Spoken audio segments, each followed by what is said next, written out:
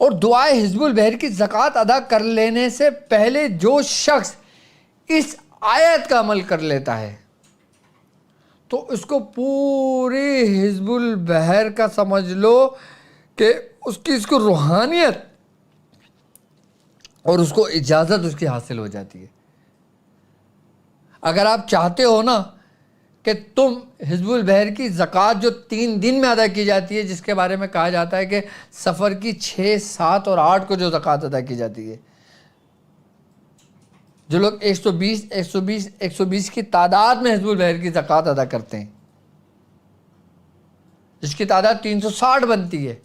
وہ عمل کر لینے سے پہلے جو لوگ قرآن پاک کی اس آیت کا عمل کر لیتے ہیں جو قرآن کی آیت ہے اور حزب البحر کا جز ہے، کہ جس کے بارے میں جو کچھ حزب البحر میں ہے وہ اس آیت میں ہے، اور جو اس آیت میں ہے وہ تمہارے اپنے اندر موجود ہے۔ جو تمہارے اپنے اندر موجود ہے وہ حضرت شیخ ابو الحسن شاذلی رحمۃ اللہ علیہ کا فیض ہے۔ اس آیت کا کیا راز ہے؟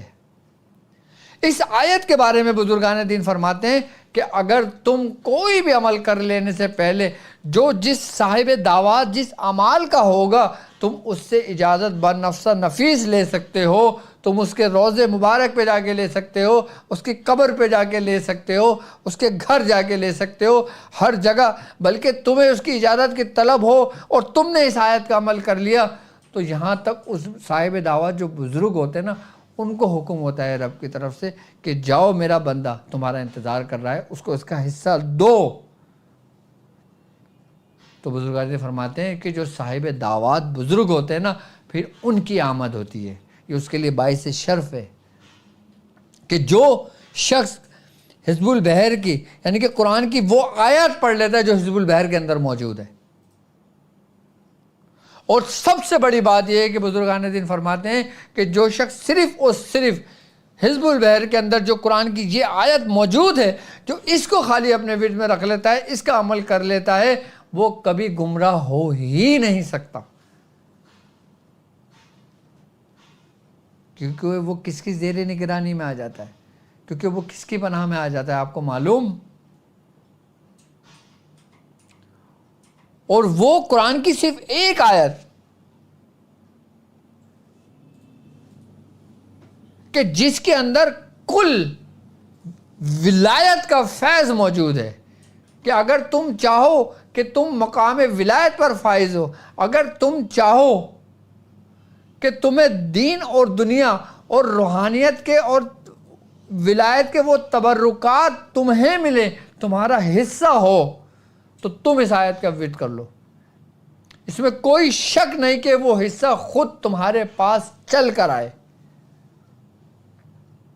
اس آیت کے بارے میں کہتے ہیں کہ جس کا کوئی پیر نہیں ہے، جس کا کوئی استاد نہیں ہے اور وہ روحانیت کی طلب رکھتا ہے، ہر طرف بڑی حسرت بری نگاہوں سے دیکھتا ہے کہ میں کس طرف جاؤں کس طرف نہ جاؤں، تو اس شخص کے لیے بزرگان دین فرماتے ہیں وہ کچھ نہ کرے، کہیں نہ جائے، وہ صرف اس آیت کو پڑھے، اس آیت کا نور اس کو خود اس طرف لے جائے گا جہاں پہ اس کی منزل ہوگی۔ یعنی کہ رہنمائی کرتی ہے قرآن کی صرف ایک آیت جو حزب البحر میں موجود ہے، جو تمہاری تعلیم و تربیت کو مکمل کرتی ہے، قرآن کی ایک آیت جو حزب البحر میں موجود ہے، کہ ایک موقع پر قطب الاقطاب بزرگ فرماتے ہیں کہ میرے رب نے مجھے جو کچھ عطا کیا وہ اس قرآن کی ایک آیت کے بدلے عطا کیا جو اس حزب البحر میں موجود ہے۔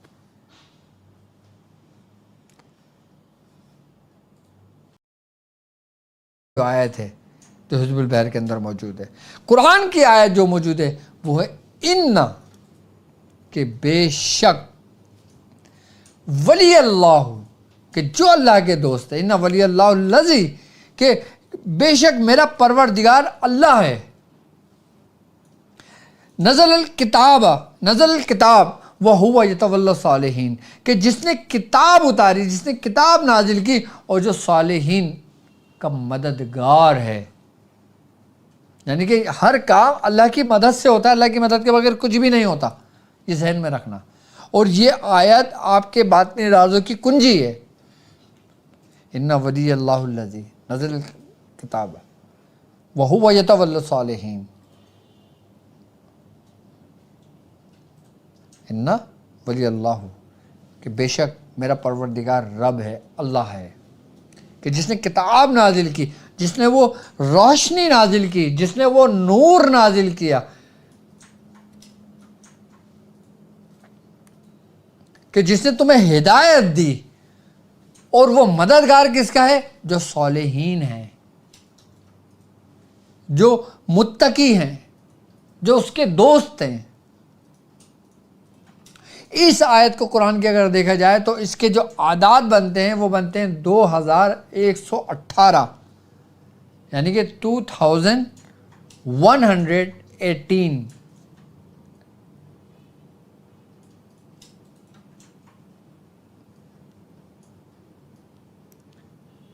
اس کے عدد بنتے ہیں اس آیت کے، اور اگر اس عدد کے آیت کو 2118 کو 1199 میں ہم جمع کر دیتے ہیں، 1199 کس کے عدد بنتے ہیں؟ 1199 جو عدد بن رہے ہیں نا، یہ بن رہے ہیں ابو الحسن شاذلی کے۔ اب ہم دعا حزب البحر کی نسبت سے اس قرآن کی آیت کو پڑھ رہے ہیں، اور دعا حزب البحر میں جو آیت ترتیب وار ہے، تو ہم 1199 کو اس میں جمع کریں گے، 8 اور 8 17 کا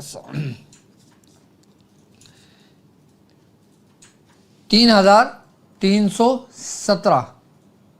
یعنی کہ 3317۔ اب اس کے جو عدد بن رہے ہیں، جو آپ یہ آیت پڑھتے ہیں، اس میں بن رہے ہیں 3317۔ سمجھنا میری بات، میں اس کی ترتیب بتا رہا ہوں، اس کا طریقہ بتا رہا ہوں کہ آپ نے کس سنہ پڑھنا ہے، کس لیے پڑھنا ہے، کیسے پڑھنا ہے۔ اگر آپ اس طریقے سے کر لیتے ہیں نا، تو اس کی روحانیت آپ سے جلدی مانوس ہو جاتی ہے۔ اس کے ماتحت بالخصوص اس کے ماتحت جو نوری مخلوقات ہے نا، اچھا یہ ان لوگوں کے لیے ہے کہ جو روحانی معالج ہیں، جو باقاعدہ طور پہ حزب البحر کے ذریعے لوگوں کے علاج کرتے ہیں، جو حزب البحر کے ذریعے لوگوں کے کام کرتے ہیں، جو حزب البحر کے ذریعے لوگوں کی مدد کرتے ہیں، ان لوگوں کے لیے طریقہ کار سمجھا رہا ہوں میں۔ کتنے عدد بنتے ہیں؟ ابو الحسن شاذلی کے عدد بن رہے ہیں 1199، کیونکہ ابو الحسن شاذلی پہ یہ دعا حزب البحر نازل ہوئی ہے، جو آپ کو تعلیم کی گئی ہے، حضرت سیدنا شیخ حضرت سرکار دو عالم صلی اللہ علیہ وآلہ وسلم نے تعلیم کی ہے، ٹھیک ہے۔ اب اس دعا کے اندر جو قرآن کی ایک آیت ہے، ہم نے صرف قرآن کی اس آیت کو لیا، اور اس آیت کو لینے کے بعد اس آیت کے عدد کے اندر ہم نے ابو الحسن شاذلی کے عدد کو ملا لیا، تو یہ 3317 عدد بن گئے۔ اب اس کے اندر پڑھنے والا اپنے نام کے عدد ملا لے گا۔ اب جیسے 3317 احمد کیلکولیشن کرنا، 3317 ہی بن رہے ہیں نا، 2118 پلس 1199،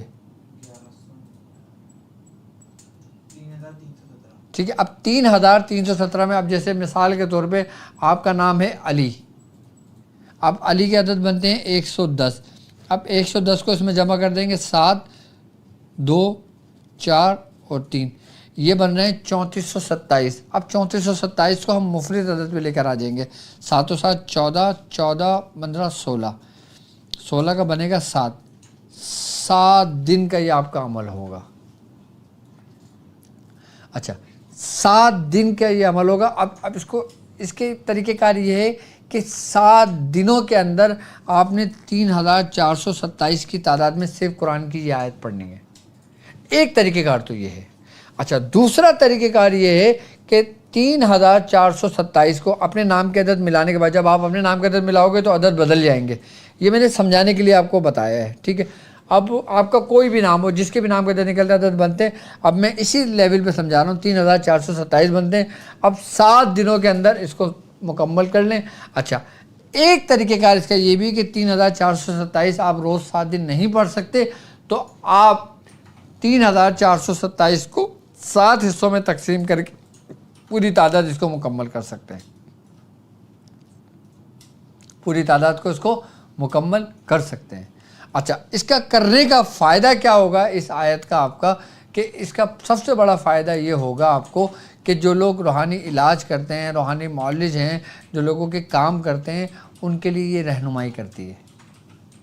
अगर कोई मरीज़ आता है आप पूरे हिज़्बुल बहर पढ़ने थोड़ी शुरू हो जाएंगे उसके ऊपर। अब आप मरीज़ आके बैठेगा, आप पूरे हिज़्बुल बहर पढ़ने शुरू करेंगे, उसको इतार करना शुरू करेंगे, तो एक मरतबा पढ़ने में वो बेचारा मरीज़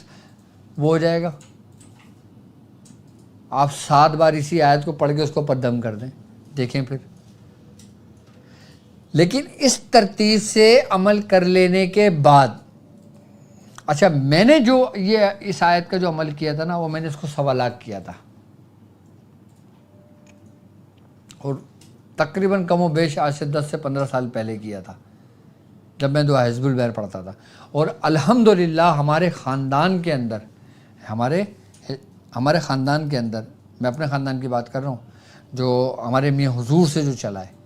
उसके अंदर दुआ हिज़्बुल बहर की सबसे पहली इजाज़त मुझे हुई थी। और हमारे ख़ानदान में इसका सबसे पहला अमल मियाँ हुजूर ने मुझसे करवाया था।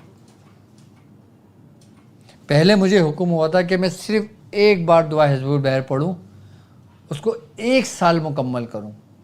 जब मैं एक मरतबा रोज़ाना असर के बाद, मुझे हुक्म था कि मैं असर की नमाज के बाद एक मरतबा दुआ हिज़्बुल बहर पढ़ूँ और 1 साल मुकम्मल करूँ, कोई दिन गैप ना आए, और अगर गैप आ जाए तो दोबारा से 1 साल शुरू करो।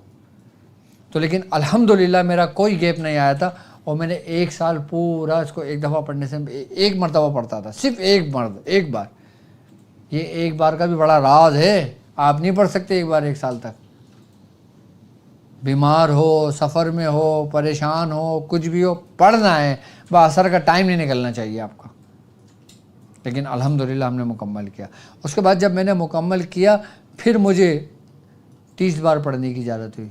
फिर 60 बार पढ़ने की इजाज़त हुई। डायरेक्ट 120 बार की नहीं दी थी मुझे इजाज़त। अब तो लोग बोलते ना यार हम तो भाई 3 दिन में करके फारिग हो जाएंगे, बस नहीं, एक तरतीब से लेके चले थे मुझे। 30 बार के हिसाब से की, फिर 60 बार के हिसाब से की, फिर 120 बार पे आए, और फिर 120 बार कंटिन्यू करके इसको 1.25 लाख मुकम्मल की थी दुआ हिज़्बुल बहर को।